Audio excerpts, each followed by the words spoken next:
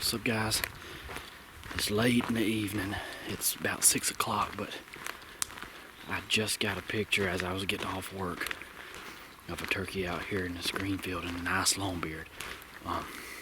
This is the first nice turkey I've got a picture of out here this year, so I've noticed that they haven't been going to roost till about maybe between 7 and 7:30, so I'm hoping we got enough time to, if we can figure out where he's at, I'm hoping I can find him with my binoculars from the fence here, figure out where he's at, and then make a play on him before he goes to roost. So y'all stay with me. We're gonna see if we can't make it happen.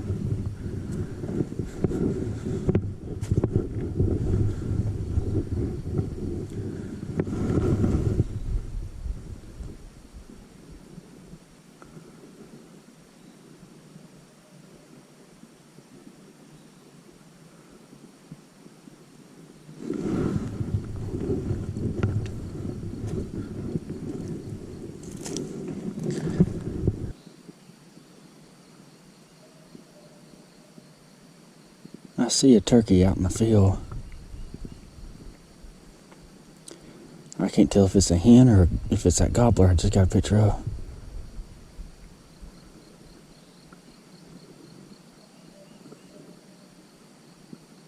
I don't see no beard. It looks like a hen.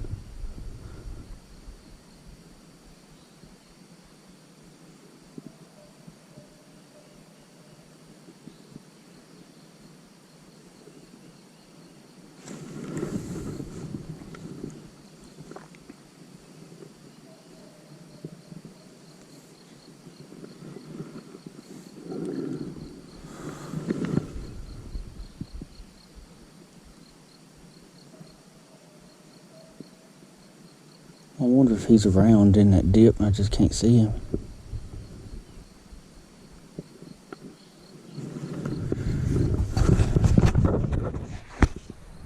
There's something out here.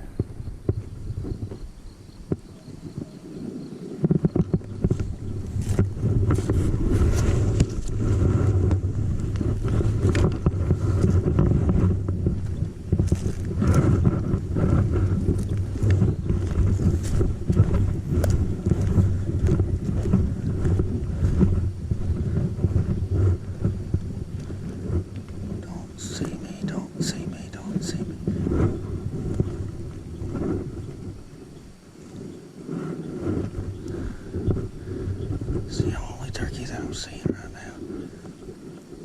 Dang. I used to could crawl under that gate.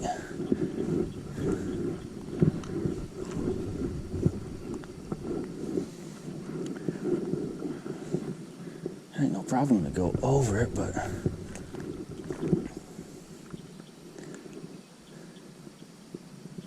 if that's a hen, I don't know what the gobbler's eyes are.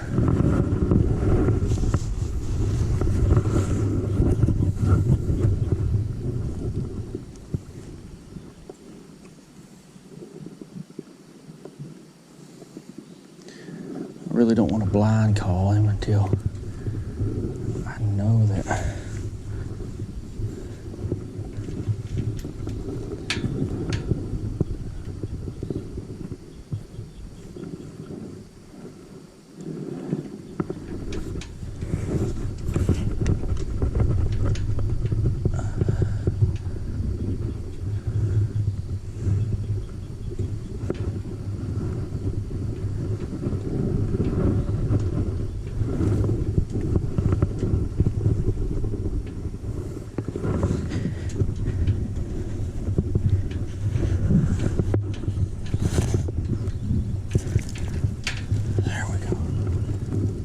crazy.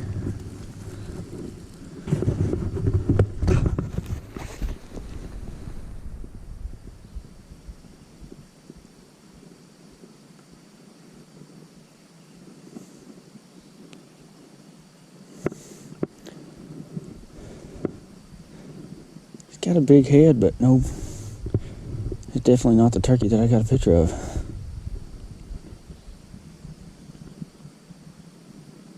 That may be a Jake.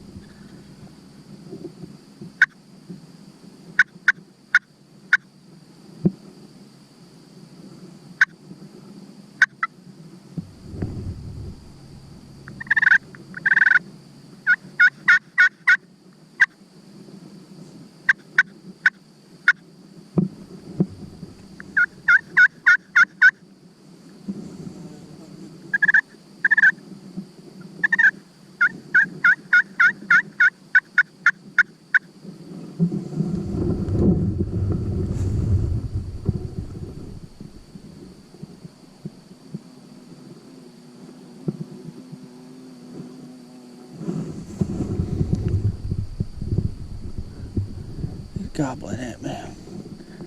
He's probably just too far away in this open field for anybody to hear him on the camera.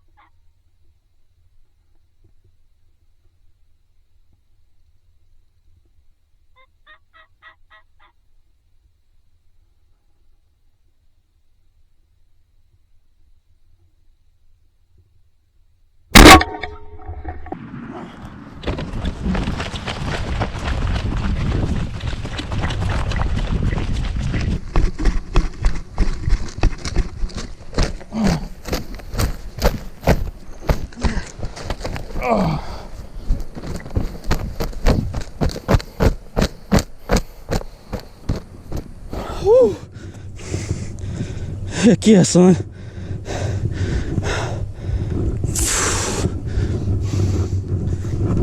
Oh.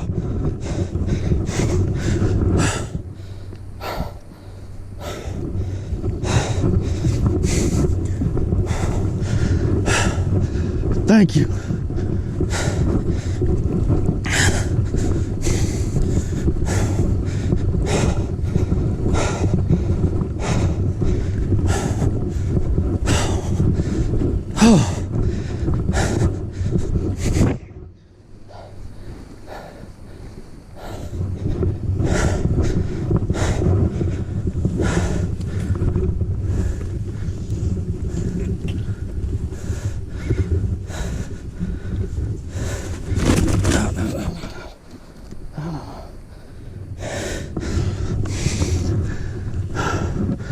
Oh. Oh, dude. He's got 2 beards.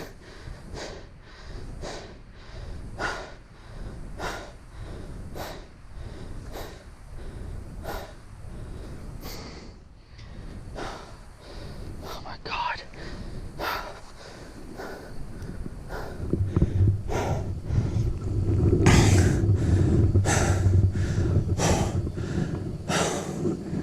Oh my God. Oh, he's got 2 beards.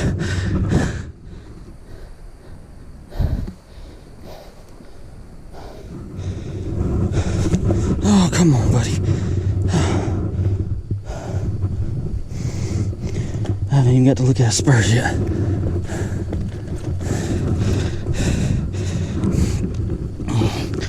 Oh, he's got good spurs.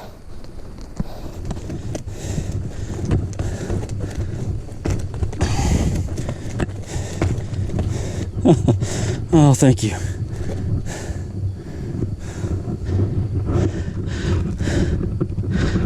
Oh, man. This is the biggest bird I've ever killed.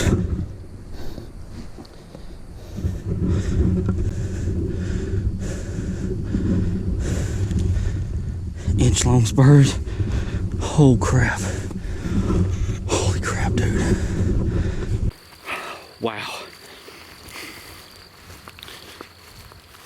That was a good hunt. He was way down here in this field. I'm gonna pick up some of these feathers.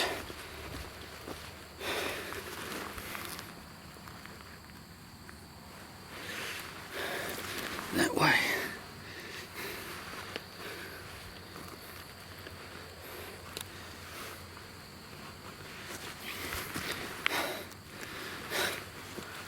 Hurry up. Try to get some pictures before it gets too dark. He actually, I'm so excited I keep getting my words mixed up. He actually started to gobble when I pulled out that slate call and hit it a few times.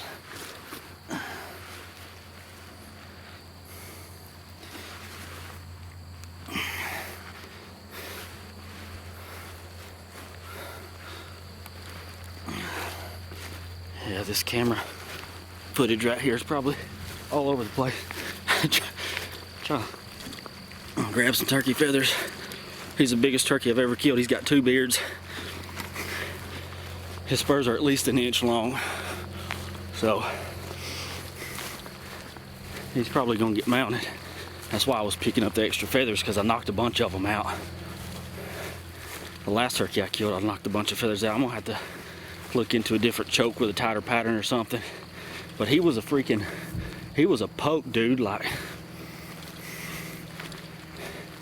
that's as far as I've ever shot one right there.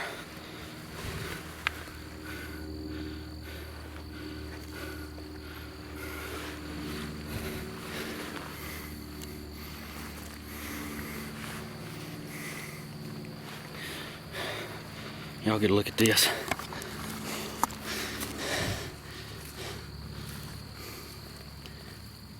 Look at that. Double bearded turkey. Check out those bad boys right there. My goodness. My.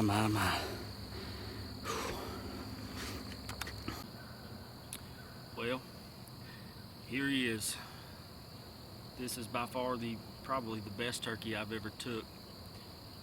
I didn't know this, and you couldn't see it in the picture on my camera, but he's got 2 beards.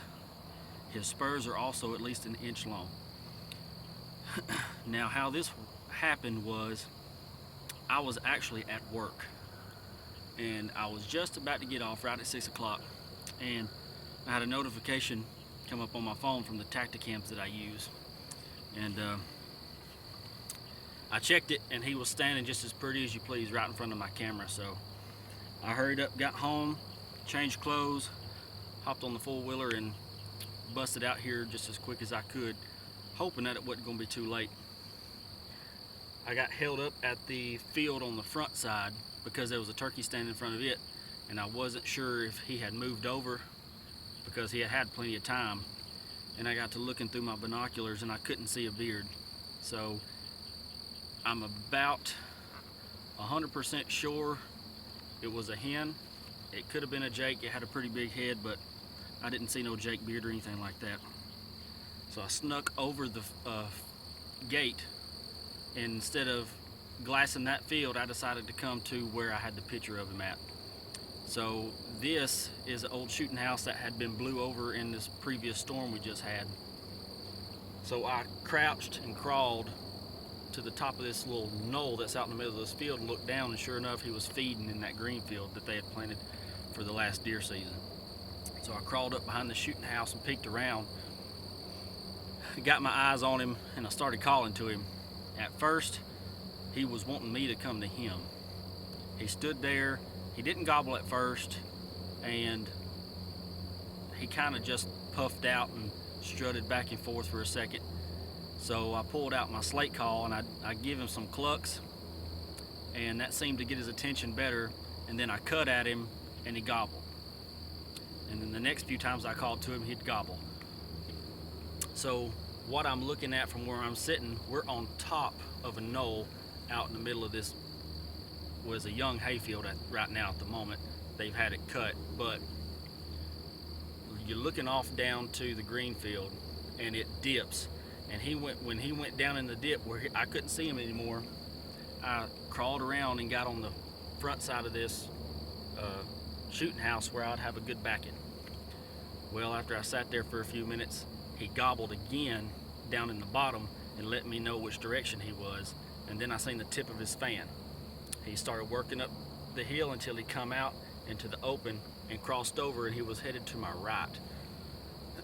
Well, he was probably about 45 to 50 yards, and I'm in the wide open. Even though I'm sitting against this, any movement I do, there's nothing between me and him from where he was standing. It is all wide open out here. So I had to make a decision to shoot him where he was at or possibly let him walk off. So I put my little red dot right at the top of his head and I pulled the trigger.